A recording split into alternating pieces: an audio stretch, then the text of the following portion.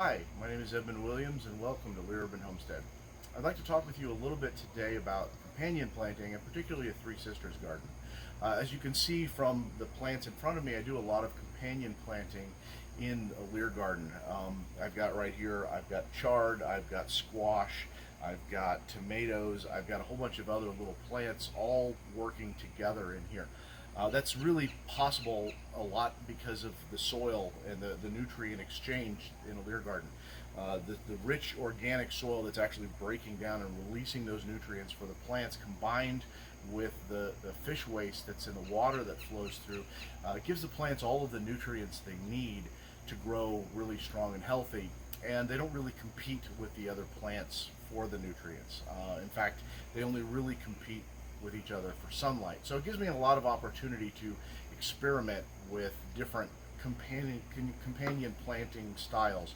Mostly I do it from a standpoint of what vertical space do they take. So I'll put tall skinny things with wide bushy things with vines that trail over the edge. And it's actually worked out really well for me. But now that I'm building out my larger system here, I want to try and expand that a little bit and see what we can do. As you can see behind me here, I'm building out my third garden bed. And the third garden bed is really going to be quite a bit larger than the other two. The first bed and second bed combined is about 182 square feet. The third bed alone is going to be about 160. So I'm almost doubling production. And I want to be very productive in that space.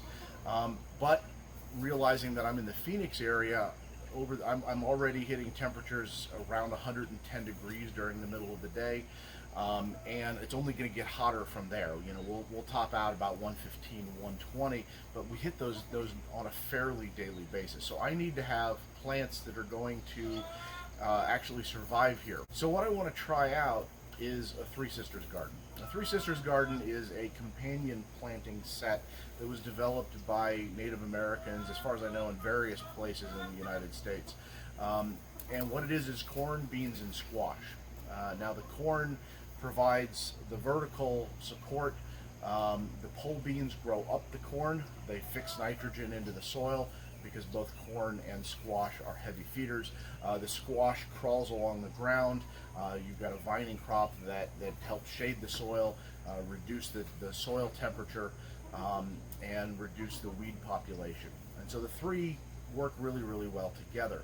Now, one of the things that I'm hoping to do with that is the traditional way of doing that is that you do dry corn, dry beans, and winter squashes, so that you don't, with the squash vining all over everything, you can't really walk in there while it's doing it. But with raised beds, I can. But one of the other things that's really nice for me is that these are all crops that are pretty tolerant of the extreme temperatures that I have here in the Phoenix area.